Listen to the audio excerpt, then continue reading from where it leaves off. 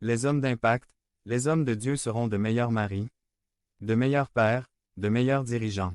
Éphésiens 4, 13. Mais Nov Impact réitère l'engagement à créer des opportunités où les hommes sont rechargés avec une double portion. En 2017, il y aura une opportunité où les hommes se rassembleront pour pousser un cri. Pour nos vies, nos familles, notre Église et notre communauté. Ézéchiel 22, 30. J'ai cherché parmi eux un homme pour les défendre. 1. Homme pour se tenir entre eux et moi et les protéger comme un mur. 1. Homme qui me prie pour eux afin que je ne les détruise pas. Mais je n'ai trouvé personne. Pasteur Felipe J. Vilga. P.O. Box 5939 Oxnard, CA 93031 805 890 0378 fvilgajr@gmail.com. Église de Dieu Région Sud-Ouest www.mujeresdeimpacto.com. Devenez membre de la chaîne et soyez un instrument de la parole de Dieu. Ne manquez pas cette opportunité d'avoir un impact sur des vies. Cliquez maintenant sur le lien dans la description et aidez-nous à diffuser la parole de Dieu. Vous n'en avez pas fini. Avec moi par Andrés Gomez. Résumé. Dieu est l'architecte par excellence, contrairement aux hommes qui commencent une œuvre mais ne la terminent pas.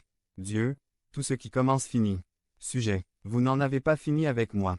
Base biblique. Philippiens 1, 6. Lieu. ITM 29 11 20 15. Introduction. 333. Il existe différents types de personnalités, différentes personnes avec des tempéraments différents. Point. Cette variété de personnalités et de tempéraments crée le caractère des gens. Il y a beaucoup de gens qui sont très gentils et d'autres qui ne le sont pas. C'est cette même gamme de personnalités qui produit des personnes ayant des comportements différents.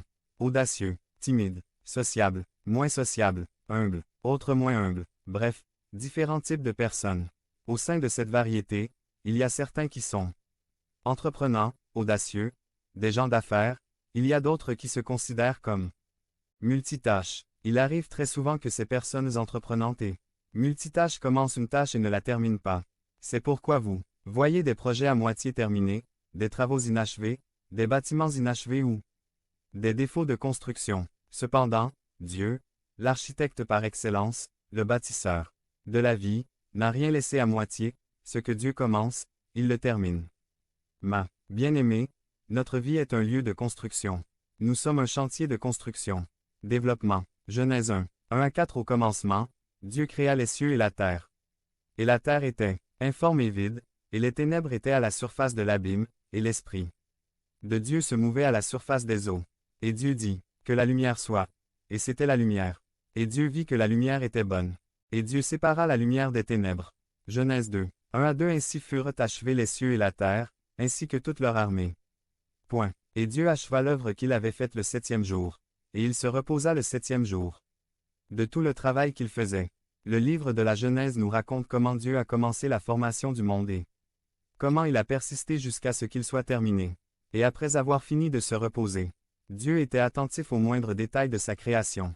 Dieu n'a pas créé un oiseau avec une seule aile. Je ne crée pas non plus une fleur incomplète. Dieu a eu la délicatesse non seulement de créer une jolie fleur mais aussi de lui donner une bonne odeur. La Bible rapporte que ce que Dieu a créé était très bon. Notre vie est un chantier de construction, une vie en construction. Le même soin que nous apportons à la construction est le même soin que nous devons prendre dans nos vies.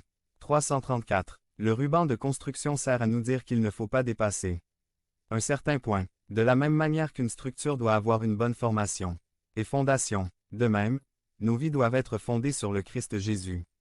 Colossiens 2,